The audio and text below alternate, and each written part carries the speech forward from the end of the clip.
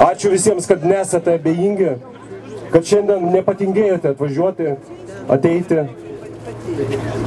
Ta proga pradžiai norėčiau paskaityti poeto Jono Strielkūno eiles apie abejingumą. Buvo vakaras, mėlynas, tartum rašalas tušinuke, vos judėjo pavargusios vėliavos, buvo šventė, šiokia ar tokia. Mes niuksojome savo kalėjime, rovėm plaukus ir graužėm nagus. Ir tylėjome. Štai už ką neatleis mums dangus.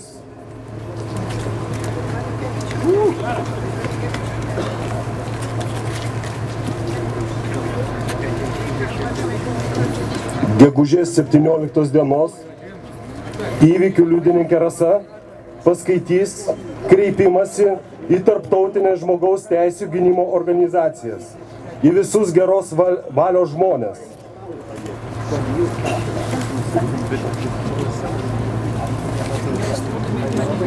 Labą dieną visiems. Dėl laiko stokos tiesiog šitą kreipimąsi paskaitysiu sutrumpintą, bet manau esmė čia yra išlikusi visa. Išnaudoja visas Lietuvos Respublikos teisinės galimybes, kreipiamės į jūs dėl 9 metų amžiaus vaiko gelbėjimo. Regėdami teisėsaugos neįgalumą, objektyviai išaiškinti galimą pedofilijos atvejį, bei 2012 metų kovo 23 ir gegužės 17 dieną akivaizdžiai panaudota psichologinė ir fizinė prievarta prieš vaiką, bei šiuo metu vykstantį bandymą brutaliai susidoroti su buvusia mažametės globėja, prašome tarptautinių žmogaus teisių gynimo organizacijų skubios pagalbos. Visuomenė neturi teisės likti abejinga, nes pirma, neaiškiomis aplinkybėmis žuvęs pagrindinis pedofilijos bylos įtariamasis buvo politikas. Antrasis, mažametės parodymais galimai tvirkinęs ją asmuo teisėjas, nužudytas. O žudikų Lietuvos Respublikos teisėsauga praėjus 4 metams nuo įvykio iki šiol nenustatė. Trečiasis vaiko kaltintas asmuo neidentifikuotas. Antra, gegužės 17 dienos šturmo metu prieš mažametį asmenį buvo panaudotas neurolingvistinio programavimo metodas ir grubi fizinė prievarta. Stebint miniai liudininkų, biologinės motinos bei jos privataus advokato rankomis, vaikas buvo klykiantis išneštas iš šturmo metu suniokoto pastato ir išvežtas nežinoma kryptimi. Pažymėtina, kad tuo metu baudžiamoji byla dar nebuvo baigta nagrinėti, o į nukentėjusiosios mažametės parodymus, kaltinant motiną galimai ją pardavinėjus pedofilams, neatsižvelgta. Kaip ir daugelį kartų jos viešai išreikšta valia gyventi su globėja ir faktiškai ją nuo gimimo užauginusiais seneliais. Trečia, šturmo rytą prie mergaitės namų susirinkę žmonės rankose įskleidė valstybės vėliavas, giedojo Lietuvos himną, garsiai kalbėjo bendrą maldą. Tuo metu policijos pareigūnai prieš taikius piliečius ėmė be jokio pagrindo naudoti prievartą, dujas, fizinį smurtą. Tokie veiksmai kelia įtarimą, kad buvo norima įbauginti ir pašalinti iš įvykio vietos būsimos prievartos prieš vaiką liudininkus. Lietuvoje grubiomis priemonėmis pradėta riboti žodžio laisvė. Po gegužės 17 dienos smurto kreidelėmis ant grindinio buvo rašoma žodis tiesos. Už šį veiksmą buvo sulaikyti net paaugliai. Visišku akibrokštu laikome tai, kad šiuo metu baudžiamosios bylos yra keliamos ne vaiko grąžinimo operacijos vykdytojams, kurie nepagrįstai naudojo prievartą ir pažeidė įstatymą, bet prievartą patyrusiems žmonėms. Baudžiamoji byla keliama ir mažametės globėjai Neringai Venckienei, kuri iki šiol tebesirūpina pedofilijos bylos sąžininga baigtimi. Su ja šiuo metu stengiamasi teisiškai susidoroti. Remdamiesi aukščiau išvardintais faktais, prašome tarptautinių žmogaus teisių gynimo organizacijų nelikti abejingoms ir atsižvelgti į tai, kad Lietuvos Respublikoje pradėtos grubiai pažeidinėti žmogaus ir vaiko teisės. Tai visą pilną šitą kreipimąsi jūs galite pasirašyti, jis yra anglų ir lietuvių kalbomis. Čia kažkur bus renkami parašai. Ačiū uždėmesį. Marcelijus Martinaitis, aukojimas. Už tuos, kuriems džiugėja valandą išmušė varpas 8.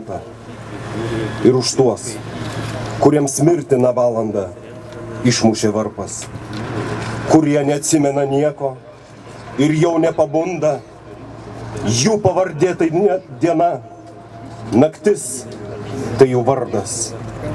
Už tuos, kur dainavo liūdnai, tarsi šviestų spinksulė, už rankenoj užmiršta šilumą, užmaršti be pabaigos, už tuos, kas ramybę ateinantiems siūlė, už didelį dėkui ir amžiną jų visados, už tuos, be kalbos ir be balso, kaip varpinės senos be varpo, jų šilumą žvėris išlaižė iš dirvo į pėdos paliktos, už tuos, kur pamiršo, kur guldė, po amžių pavartę, ir negyviems neteisybę užrašė kreidan kaktos, už tuos, iš tamsos, iš nakties ir iš molžemio kvapo, už visados ir už niekad už plūgais apartus metus, už juostų ant pirmojo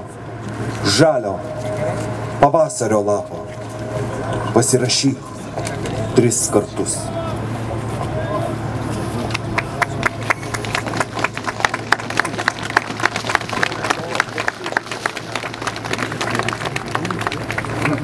Kalbės Sigitas Martinavičius, Drąsos kelio politinė partija. Sveiki visi. Ačiū Jums visiems suvažiavusiems iš visos Lietuvos. Jūs esat drąsūs Lietuvos patriotai. Šiandien yra ta diena, kada suprasime, ar mes turime savo valdžią, ar valdžia tarnauja interesų grupėm. Valdžia ištisai mums melavo. Melavo Kirkilas, kad nebus krizės. Apgavo. Melavo Kubilius, kad ištraukė iš krizės. Praskolino 33 milijardus, tai yra 5 metų. Per 4 metus išnaudojo 5 metų biudžetą. Apgavo. Melavo prokuroras Kliunka, kad rado antspaudus ant ginklo.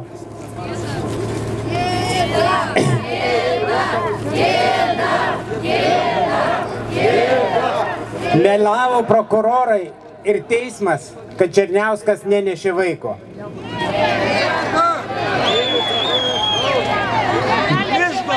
Melavo, kad leis mergaitei susitikti su seneliais. Apgavo.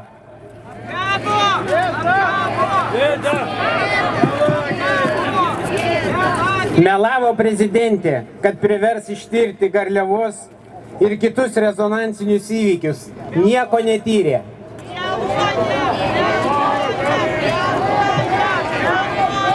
Melavo.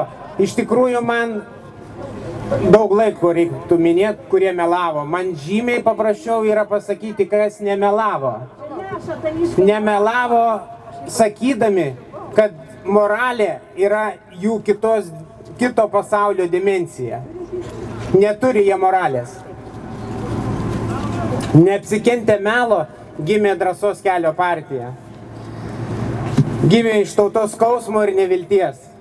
Iš nevilties gimė laiškas niekam, kurį kartu su mažametės mergaitės pasakojimu Drąsius Kedys prieš 4 metus išsiuntinėjo visiems žiniasklaidai, Seimo nariam, teisėtvarkai, europarlamentaram.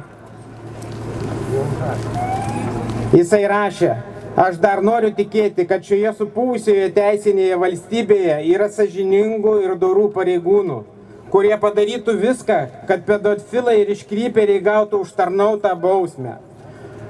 Toks, koks atliekamas šiuo metu ikiteisminis tyrimas, yra pakartotinė trauma tiek mano mažametiai dukrai, tiek man, tiek mano tėvams. Ilgame laiške rašė Drąsius. Tačiau niekas nereagavo. Kaip nereaguoja šiandien į mūsų skundus, į visuomeninės komisijos išvadas. Lietuvos teisėtvarka nieko nepadarė, kad išsiaiškinti nusikaltimo kaltininkus. Tyrimą vilkino, pradėjo liudininkų mirtis. Skaičiuojama jų virš 10. kiek dar reikės lavonų. Prasideda 3 metus trunkanti žiniasklaidoje šmeižto dezinformacijos banga. Jiems talkininkauja teismai,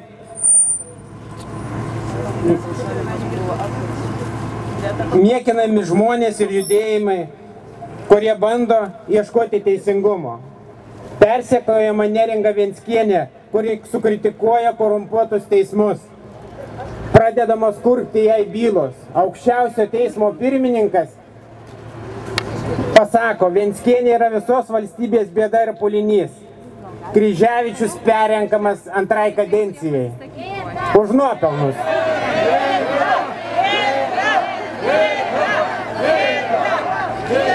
Vyksta politinis Neringos Venckienės persekiojimas, lydimas melo ir dezinformacijos lavinos. Su ją norima susidoroti, nes jiem trukdo. Mūsų valstybėje yra susiformavusi interesų grupuotės, kurios apjungia politikus, teisėtvarkos pareigūnus, valdžios atstovus. Savo tikslams pasiekti pajungiamą žiniasklaidą jos atstovai. Kas liūdniausia, tame dalyvauja mūsų visuomeninė televizija LRT. Skydinės vadovas taip pat perrinktas 2 kadencijai už lojalumą.